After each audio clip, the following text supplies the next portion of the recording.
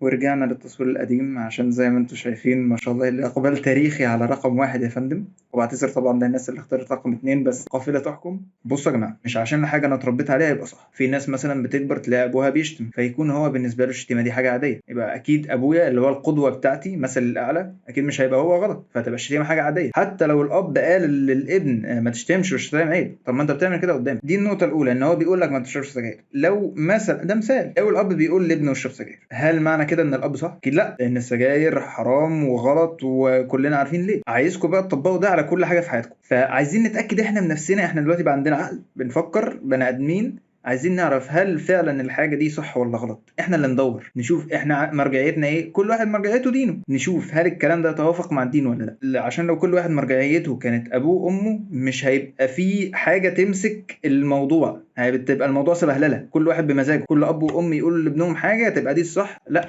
احنا في قواعد معينة هنمشي عليها في الدنيا دي عشان حياتنا تبقى صح. كل واحد يرجع لقواعد دينه ويشوف هي بتقول ايه. ما تقوليش مش مقتنع، الله يبارك لك. لو انت مش مقتنع بالدين انت هنا ليه؟ شوف دين يقنعك والتزم بيه، انما ما تقولش انا مش مقتنع بالدين. امال هتقتنع بايه حضرتك؟ هتقتنع بكلام بابا وماما اللي هو مبني على تصوراتهم وخبراتهم اللي هي مستحيل تكون كاملة و100% فيها اخطاء؟